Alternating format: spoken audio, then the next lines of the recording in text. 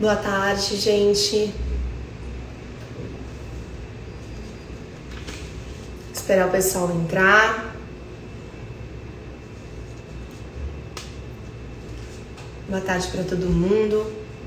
Bom, como as perguntas têm vindo sempre muito frequentes referente à neuroreabilitação, e é um tema que eu venho falando já há bastante tempo nas lives, mas eu percebo que tem alguns pontos que as pessoas ainda não compreenderam 100% e nem a ciência compreendeu 100% tudo. Então hoje eu coloquei uma caixinha e eu recebi perguntas muito bacanas sobre neuroreabilitação. Eu recebi 5 perguntas e a gente pode, obviamente, quem estiver aqui presente na live pode fazer perguntas ao longo da live, que a gente vai usar esse tempo para falar sobre isso.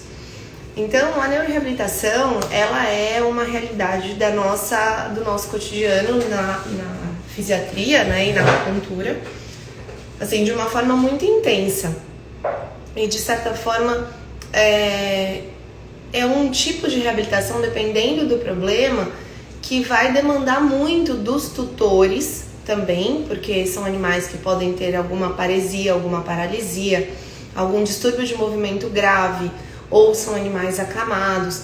Então isso tudo demanda realmente uma colaboração, e não só uma colaboração, na minha opinião, mas uma participação ativa do tutor, tá? Então eu vou começar com as perguntas que eu achei muito legais e a gente vai comentando sobre toda essa questão da neuroreabilitação como um todo, e quem tiver mais pergunta, fique à vontade de colocar aqui nos comentários. Então a primeira pergunta foi: quando entender que o paciente não vai mais andar após a hemilaminectomia? Eu presumo que seja um caso imaginário de um animal que perdeu a dor profunda, foi encaminhado para cirurgia, fez a hemilaminectomia, mas ele não volta a andar. Então ele está fazendo reabilitação e ele não volta a andar. Eu acho que, antes de tudo, a gente tem que pensar se o que a gente está entregando para ele, o que os tutores estão realizando com esse paciente, está sendo suficiente, tá? Então não adianta eu fazer físio uma vez por semana, não adianta eu fazer físio só 2 vezes na semana e o tutor não fazer nada em casa. Então a gente tem que lembrar que será que é uma questão de ele não vai mais andar, ou será que eu não estou estimulando o suficiente? Porque na neuroreabilitação o mais importante são os estímulos diários. Eu preciso trabalhar esse animal de uma forma muito intensa. Então eu preciso estimular um pouquinho todos os dias. Eu só consigo dizer ao certo depois de 1 ano até. Eu vou explicar o porquê. Já existem trabalhos, tanto com felinos quanto com cães, que viram animais voltar a ter o andar desconexo, né? Para quem quiser chamar andar medular, mas o andar desconexo, quando a gente chama, que é o andar, a caminhada sem dor profunda, de acordo com a professora Natasha Obi, as pesquisas dela, as pesquisas de grupos japoneses já passam, assim, tem uma média de 9 meses, tá? Mas tem alguns casos que passam de 1 ano. Então eu não jogaria a toalha caso eu esteja lidando com um paciente que ele não está realizando os exercícios como deveria, que o tutor não faz todo esse manejo em casa. Então eu vou dar um exemplo, né? Eu tenho uma paciente, a Ariel, que a tutora é super dedicada, a Simone faz todos os exercícios que a gente pede, e a gente conversou essa semana sobre ajustar algumas questões importantes para melhorar o andar desconexo dela. Ou seja, ela consegue já ter uma marcha, tá? É que acho que eu não consigo colocar o vídeo exatamente dela aqui para vocês verem, mas depois vou colocar nos stories para vocês entenderem o que eu quero dizer. Então ela consegue deambular um pouco, mas ela cai. Então eu falei: Simone, talvez eu não quero que você faça grandes exercícios com ela, eu quero que faça caminhadas com ela, sempre com a faixa, né, se sustentando os membros pélvicos para dar um alívio no peso, e daí você vai estimulando esse padrão de locomoção, esses GPCs que vão ter esse feedback proprioceptivo, que vai ter toda essa coordenação para que esse animal volte a deambular. Então, a gente ajustou, né, conversando com a tutora, dela estimular mais vezes a locomoção. Então, é importante não só fazer o exercício, vou estimular a flexão, estimular a extensão, mas e a passada? Está sendo estimulada? Então, eu optei, né, para pedir para a tutora realizar com a faixa elástica do tipo um teraband, sustentando um pouco o peso, porque com o carrinho ela sobrecarrega muito a cervical. Então eu pedi para ela passar a faixa, então ela vai andando, ela traciona um pouco para trás e ela vai treinando a marcha dela. Então eu pedi para ela pelo menos dar uma volta no quarteirão uma vez por dia, estimulando a locomoção. Porque dentro do apartamento esses animais não vão ter estímulos se eles ficam totalmente parados. Então não adianta ela só trazer 2 vezes na semana, mas eu preciso ter estímulos diários. Então ela já tem um pouco do andar desconexo, que eu vou mostrar para vocês, mas ele não passa de 10 passos. E eu preciso sim fazer essa reabilitação neurológica muito intensa para que eu ganhe essa deambulação desconexa, né, como a gente fala, para que esse animal tenha uma certa independência. Não estou falando de controle de fezes e urina. Esse animal, ele vai ter, o paciente vai ter incontinência, mas é importante o treino diário.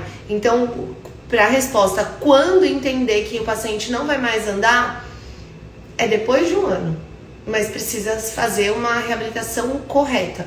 A gente já sabe que não adianta fazer só 2 vezes por semana na clínica e depois o tutor não realizar nada em casa. Você precisa ter um tutor ativo, ele precisa entender que ele faz parte dessa reabilitação, que o estímulo que ele realiza em casa ele é fundamental, porque senão o animal não tem estímulo suficiente para voltar a andar, tá bom? A segunda pergunta, eu não sei, eu acho que é da Maria Clara e ela tá até presente aqui, ela pode até falar um pouquinho para mim melhor sobre isso. Porque ela escreveu assim: cão com ataxia de membros pélvicos, não tem propriocepção e ele não sustenta muito. Eu não entendi o que você quis dizer, Maria Clara. Se você estiver presente na live e quiser falar um pouquinho sobre esse caso, para eu entender exatamente o que você quis dizer com isso. É um caso que você está atendendo?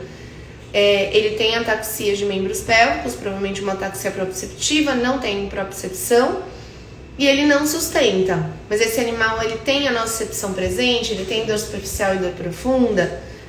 Como é que ele tá quantos anos? Como é que ele tá evoluindo? Isso ele já melhorou? Ele era pior? Então isso tudo é importante. Então a hora que você conseguir colocar aqui pra gente, eu respondo um pouco sobre isso, tá? Outra pergunta que a gente teve, que também bem interessante, enquanto a Maria Clara não escreve aqui, eu vou falar um pouquinho sobre essa. As diferenças da reabilitação do paciente com sinais de neurônio motor superior e do paciente com sinais de neurônio motor inferior. É totalmente diferente, né, gente? Um é o oposto do outro. O animal que vem com uma lesão de neurônio motor superior, a gente tem aumento dos reflexos. E de certa forma nós nos apropriamos desses reflexos aumentados para gerar mais flexões e extensões. Então, reflexo flexor, o extensor cruzado são importantes que eu me aproprie deles e que a partir disso eu consiga desenvolver a marcha do animal, tá? Já o paciente com lesão de neurônio motor inferior, que ele vai ter flacidez, ou seja, se eu for pensar numa lesão na região torácica e lombar, o paciente com lesão de neurônio motor superior, ele tem uma lesão ali entre T3 e L3. Já um paciente com uma lesão de neurônio motor inferior nos membros pélvicos, ele vai ter uma lesão entre L4 e S1. E esse paciente, ele vai ter essa flacidez. E não adianta eu estimular, que normalmente esse animal não responde aos meus estímulos. Por quê? Porque ele não tem como... O nervo que iria levar a informação até a medula é nessa região que ele está bem na intumescência, que ele está lesionado. Então a informação vai até lá e ela não progride. E daí o que acontece? Ele não responde, não contrai, tá? Então é importante a gente ter em mente que para lesões de neurônio motor inferior, eu normalmente só tive bons resultados de tratamento nos pós-operatórios. E isso é muito importante. Já no neurônio motor superior, eu atendo muitos pós-operatórios de coluna, mas também tem essa questão de pacientes que vão tratar de forma conservativa e que você vai ajudando essa neuroplasticidade e modulando aqueles reflexos para que esse animal volte a deambular de uma forma melhor, tá? Então a diferença é extrema, porque eu não consigo realizar exercícios, eu não consigo realizar eletro, tudo que é na intumescência pélvica ali entre L4 e S1, isso impede muito a minha reabilitação, então é um prognóstico muito pior, tá bom? A Maria Clara escreveu aqui, deixa eu só ler sobre o caso que ela escreveu. Oi Marcela, é um bulldog francês, ele tem 15 anos e tem ataxia. Ele tem dor superficial e profunda. Ele estava bem quando começou a físio, porém ele ficou um mês sem ir na físio e piorou muito. Veio com muita dor lombar e com muita dificuldade de apoio nos membros pélvicos e muita sobrecarga nos ombros. Ele se sustenta por um tempo e vai perdendo as forças e começa a arrastar as patas. Maria Clara, isso pode ser uma protrusão ou uma extrusão discal, né? Ele tenta fazer os passos, porém com muita dificuldade. Se eu ajudar com o apoio, ele dá os passos perfeitos, porém se eu tirar o apoio, ele deambula muito.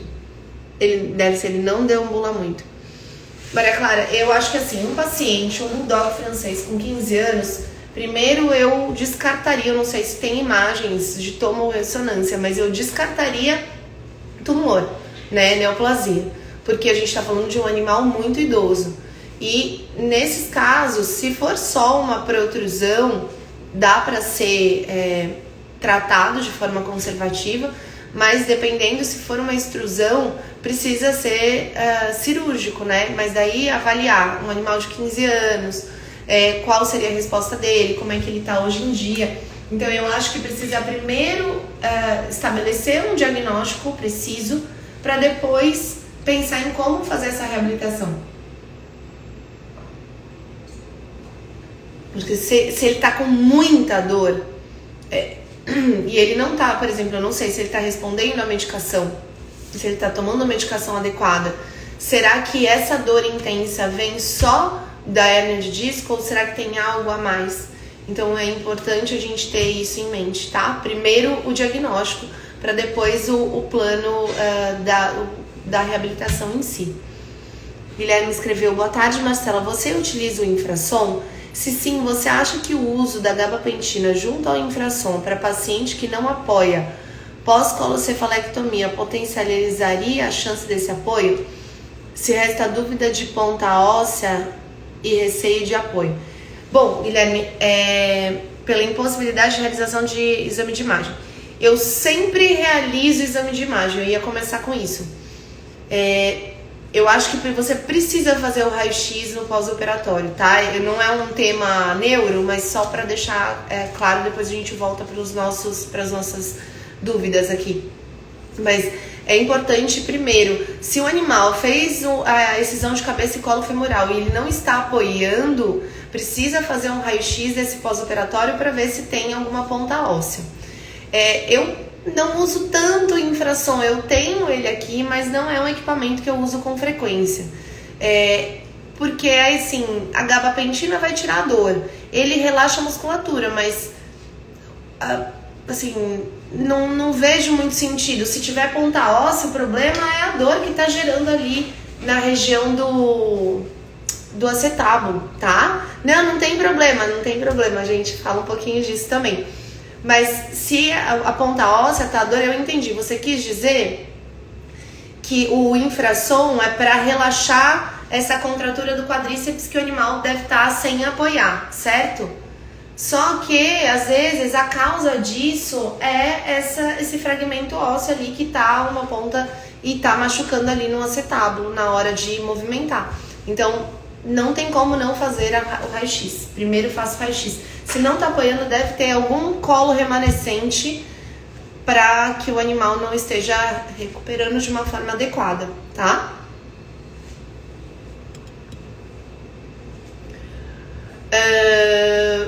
Maria Clara, depois você me fala se você pediu a tomo ou ressonância, se a gente tem alguma resposta quanto a isso, tá bom?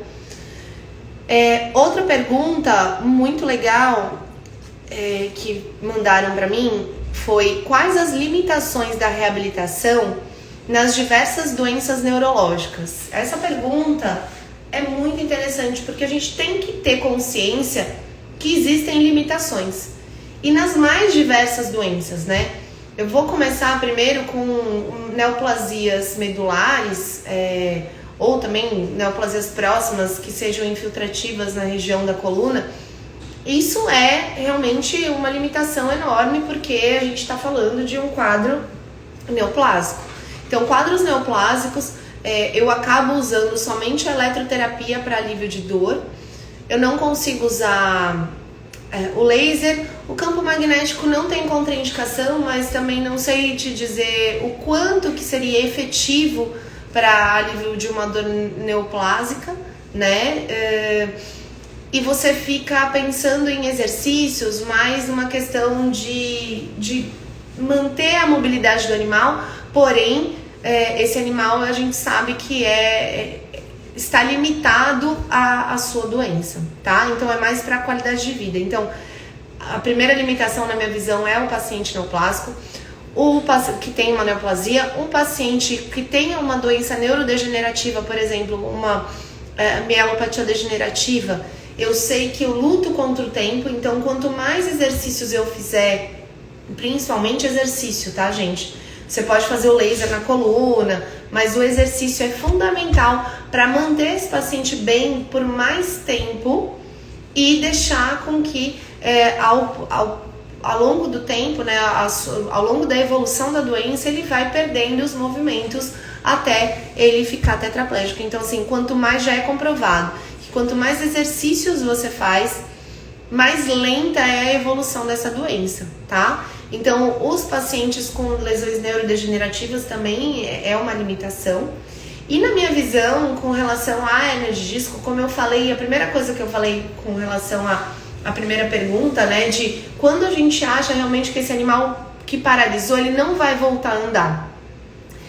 Se não estiverem fazendo um protocolo adequado de neuroreabilitação, não é que ele não vai voltar, é que você não está oferecendo todas as oportunidades que ele tem. Então, não adianta só a gente trabalhar 2 vezes na semana. O tutor precisa ser responsável e realizar os exercícios em casa.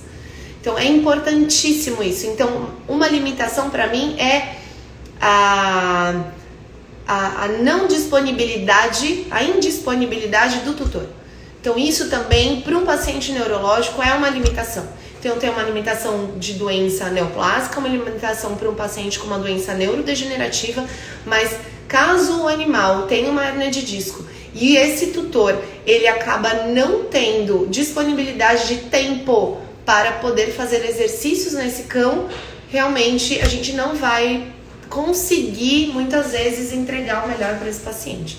Então, na minha visão, essas são as principais limitações na reabilitação dos pacientes neurológicos. E também veio uma pergunta também super interessante, falando assim: quais são os pontos chaves para a reabilitação no pós-operatório de hérnia de disco? Bom, pontos chaves, né, que é importantíssimo. A gente já sabe que o laser ele faz uma grande diferença nesses pós-operatórios, tá? É importante você fazer no pós-imediato, assim, o animal tá, se quiser fazer no transcirúrgico até pode. Se você quiser fazer assim que o animal, fechou, acabou a hemilaminectomia, já faz o laser. Quanto mais cedo você fizer, melhor você vai ter uma resposta. Então, o laser é imprescindível, ponto-chave para começar. Isso na reabilitação, tá? Eu tô falando de reabilitação. Usar a eletroterapia com os exercícios associados, você volta a ter uma contração muscular e faz uma facilitação para que esse animal relembre, reeduque ele de forma neuromuscular de como é o movimento.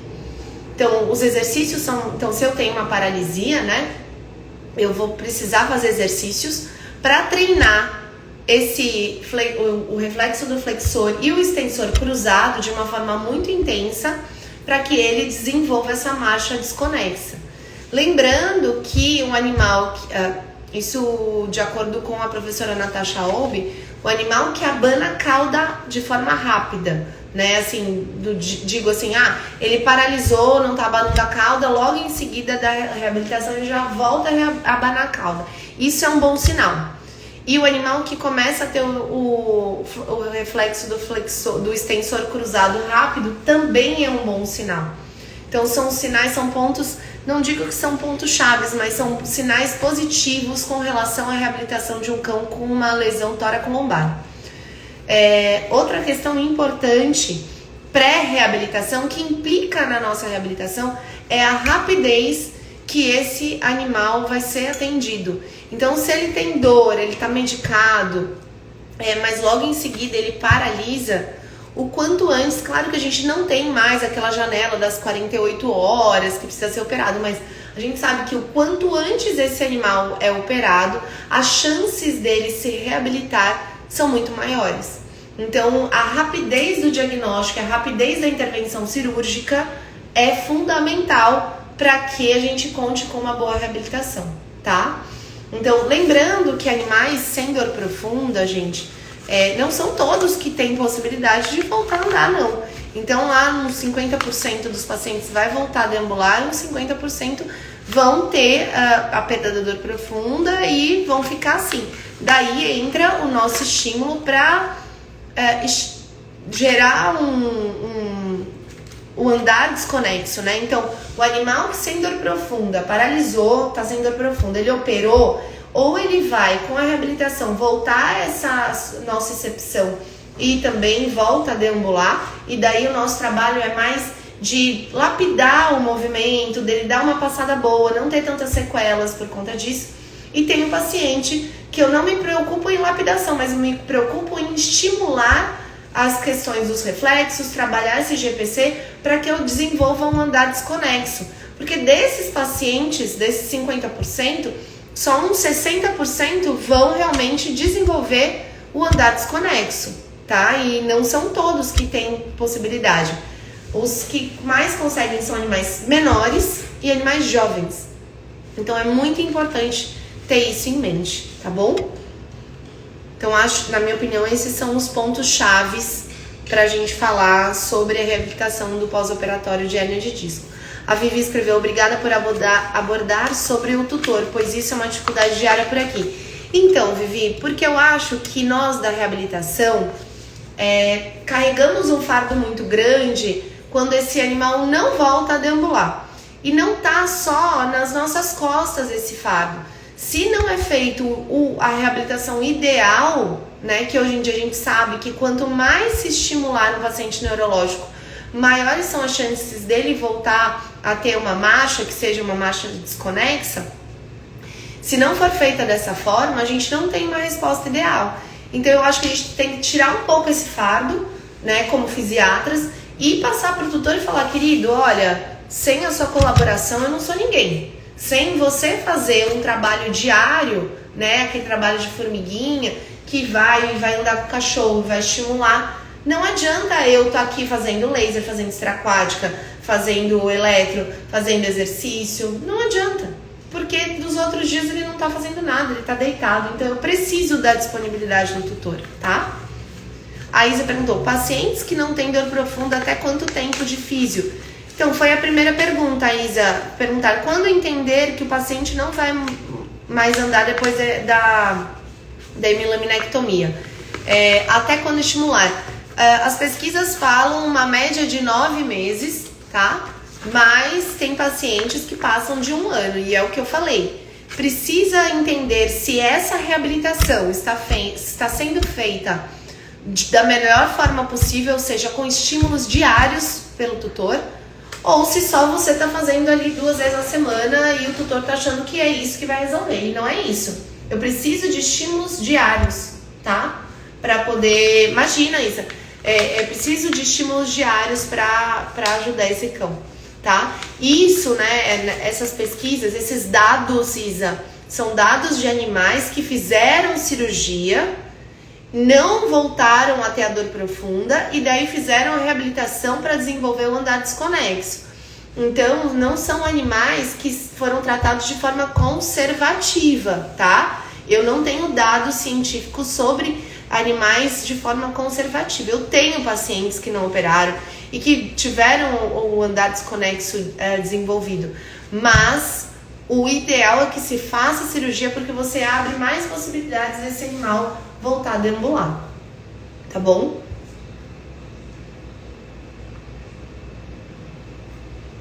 Mais alguma dúvida, gente? Eu falei, então perguntaram pra gente, eu vou só repassar o que a gente já falou. Então, quanto tempo a gente insiste? Como eu falei, uma média de 9 meses, mas é mais que isso. A questão do caso da Maria Clara, a gente precisa entender qual é o diagnóstico para entender, já que é um bulldog de 15 anos, é uma neoplasia, é uma hernia de disco, é extrusão, é protrusão, o que está acontecendo nesse paciente, para daí pensar na reabilitação. A gente falou das diferenças entre neurônio motor superior e inferior, que são totalmente opostas. Enquanto o superior eu tenho esse estímulo dos reflexos, o inferior eu não tenho resposta nenhuma. E os que eu obtive bons resultados foi pós-cirúrgico. As limitações da reabilitação dos pacientes neurológicos em doenças diversas, que essa pergunta é super interessante. Então a gente falou dos pacientes com neoplasia, da mielopatia degenerativa e também dos casos que os tutores não realizam os estímulos diários, e os pontos chaves para a reabilitação no pós-operatório de hernia de disco, que foi a última pergunta, que foi também excelente, que a gente já abordou tudo isso. Então quem não estava aqui consegue ver essa live de novo, porque daí são muitos detalhes que a gente falou, tá? Mais alguma dúvida, gente? Se alguém quiser perguntar alguma coisa sobre neuroreabilitação, agora é o momento. Assim a gente consegue fechar esse tema, que nunca é um tema que a gente fecha, porque sempre geram dúvidas e hoje trouxeram dúvidas super pertinentes, e é algo que às vezes a gente não tem como responder. Algumas vezes, por exemplo, eu falei uma média de 9 meses, mas tem animal que leva mais de ano. Paciente com reflexo medular presente e dor profunda ausente, tem chance de voltar a andar? Mari, reflexo medular, o que seria o reflexo medular? Reflexo patelar, você quer dizer? Se o reflexo patelar está presente e a dor profunda ausente, provavelmente é uma lesão tóraco-lombar, né? Se o animal não tem dor profunda, ele entra nesse meio, claro, como eu falei, eu não tenho como dizer, porque não sei se foi feita a cirurgia ou não, mas ele tem chance de desenvolver um andar desconexo, que é o que a gente chama de um andar medular, mas quando tem uma hernia de disco é um pouco mais coordenado. Então hoje em dia a gente separa em outros grupos. Quem não assistiu essa live, volta lá no meu perfil e a gente colocou as diferenças. Eu fiz uma live só para explicar as diferenças entre o que é o andar medular e o andar desconexo, e é muito importante ter esse conceito, tá? E esses pacientes, eles reabilitam, mas né, tem as suas restrições. Quando eu aperto os dedos, ele retira. Isso é reflexo de retirada, é diferente. Eu preciso saber se ele tem também o patelar presente. Não tem cirurgia, teve suspeita de MEG, daí outros sintomas. Para MEG eu preciso investigar nervos cranianos. Pelo que você está falando, não faz muito sentido para mim. Você tem que investigar outras coisas, tá? Porque a gente está falando de uma meningoencefalite granulomatosa, mas você precisa excluir outras possibilidades, tá bom? Precisa de um diagnóstico fechado aqui. Tem como você estimular o animal para voltar a deambular com a hernia de disco. A MEG já é muito mais difícil.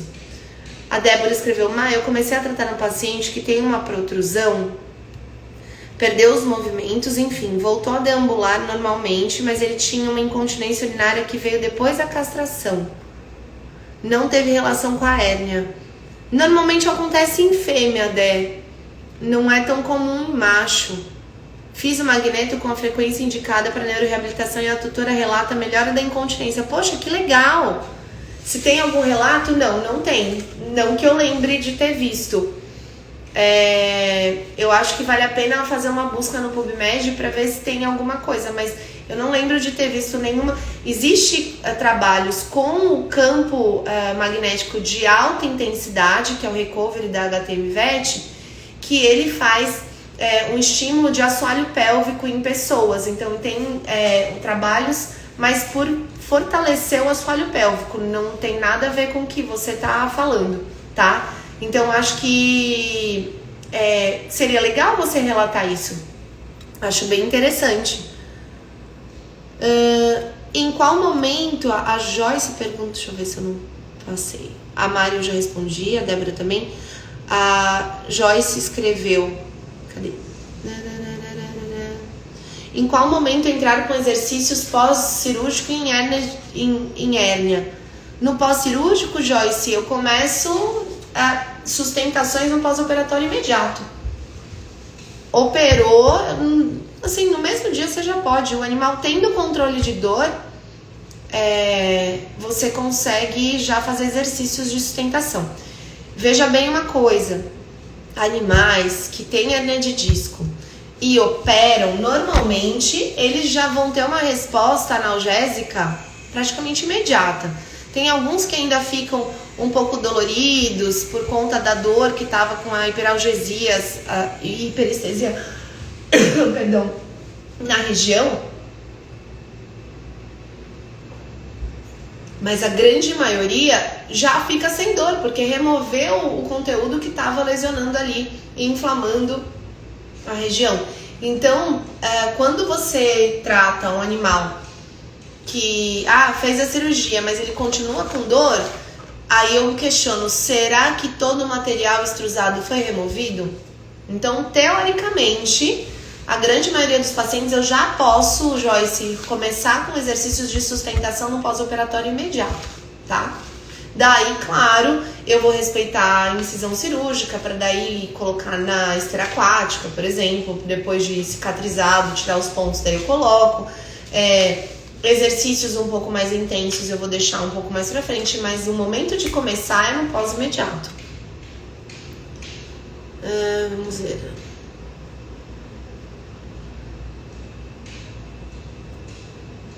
E quando estão em tratamento conservativo? Quando não tem dor. O animal, para fazer exercício, ele não pode ter dor, tá? Diferente da osteoartrite, gente, prestem bem atenção nisso.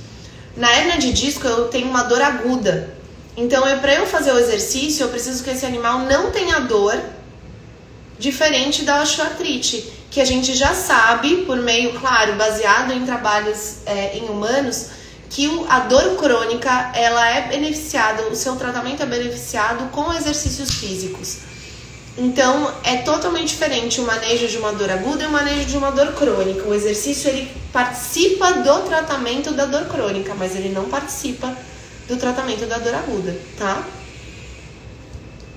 Então, primeiro eu trato a dor, depois eu começo os exercícios. Mais alguma dúvida, gente?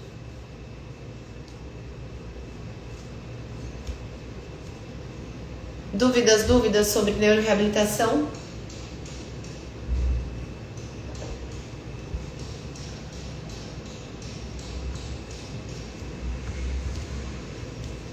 Então a gente falou, foi uma live bem interessante, bem completa, porque o pessoal já tinha mandado essas perguntas super pertinentes e que a gente conseguiu esclarecer no início da live, e depois apareceram essas outras perguntas. Espero que vocês tenham aproveitado. Eu vou colocar para vocês agora, eu vou subir a live vai ficar salva assim, Letícia, tranquilo. Mas eu vou salvar a live agora e vou mostrar para vocês a paciente que eu falei, Ariel, que ela dá as passadas, mas ela não sustenta a passada por muito tempo, e por isso que eu fiz alguns ajustes com a tutora para ela fazer mais exercícios de caminhada em casa, tá bom? Eu vou subir o vídeo dela já aqui nos meus stories e vocês dão uma olhada.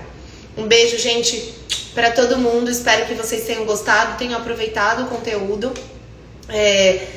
Qualquer dúvida, me mandem por direct. E semana que vem não vamos ter live porque é carnaval, então todo mundo com certeza vai estar de folga, pulando. Então a gente se vê daqui a 2 semanas e daí já faço uma pesquisa para ver qual tema que a gente pode abordar daqui a 2 semanas. Um beijo, gente. Obrigada pela companhia de todos vocês.